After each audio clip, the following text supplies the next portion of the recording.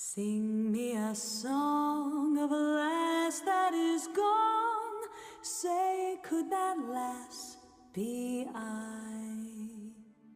Mary of soul, she sailed on a day. Hey YouTube, it's Owlvine.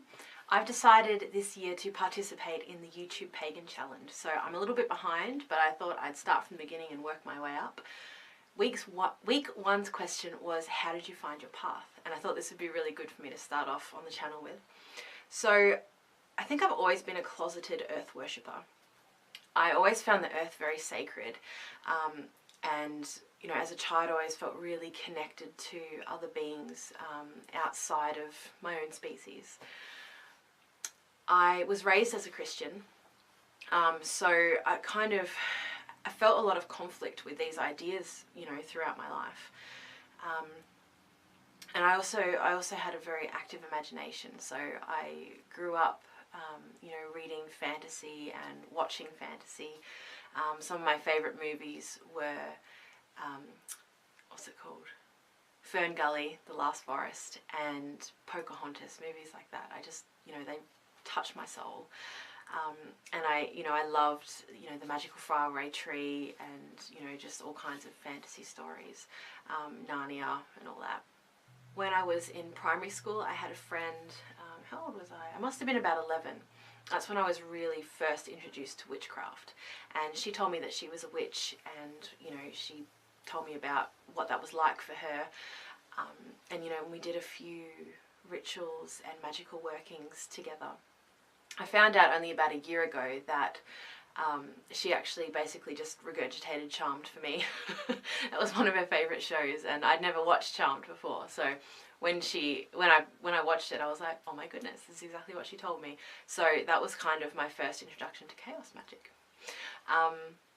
But I remember, you know, even though I don't think she really believed what she was telling me in hindsight, I remember feeling the power of the elements, and particularly air is an element that I've always been really drawn to, and feeling, I don't know, just feeling this power within myself when we were, you know, when we did a few different things. You know, for me it was real. Whether it was for her or not, I don't know, but it was real for me, and that was kind of my first, play into witchcraft. I kind of left it behind from there because, you know, I got scared off with some of the things that she was telling me, and my mum had always made sure to tell me a lot of sort of horror stories, you know, of friends who played with spirits and had terrible experiences. So I more or less left that behind. When I was a teenager, I was saved. I, you know, came to the church on my own. You know, I'd always gone to church with my mum, but, you know, when I was a teenager, I made the decision, you know, that it was my path and I was going to church. And that was actually a really great time for me. Some of the best time, I think, of my teenage life. I had a real community and, amazing experiences. It sort of got to the point, though, where it wasn't making sense to me anymore. I had never felt really connected to God. And that carried on for a couple of years, and it got to the point where I was like, you know what, I really don't want to do this anymore. And I made the decision to stop going to church, which at the time was a huge decision for me. You know, I grew up in the church and all my friends went to church, and I was always afraid of what other people would think, particularly my mum. So it was a big decision. And then I was kind of in limbo from there. And over the next few years, I started learning about health and, you know, living a really earth-based lifestyle. And through that, I discovered spirituality, you know, people talking about this kind of connection that they had with God in like this really expansive kind of way. The way that I'd always experienced God was very closed, you know, very straight and narrow path and no deviation. So that sparked my curiosity. And I got to the point where I felt courageous enough, I suppose, to kind of start searching into these ideas. And I got to the point where I decided that I really wanted to know what truth was. You know, I didn't want to just fall into another religion. and just follow what someone else was telling me to believe. So I started looking at the religions and kind of trying to see, you know, what connected them, what was the truth underneath them all. So I was looking into that, and then I decided to go back into history and to see where religion began, like where did this whole thing begin? And through that, along deviated route, I discovered paganism, and then I discovered this, you know, modern movement of paganism. And I kind of haven't looked back. I sort of started experiencing spirit, you know, in this way that I realized I always kind of had, you know, in this sort of very earth-based way.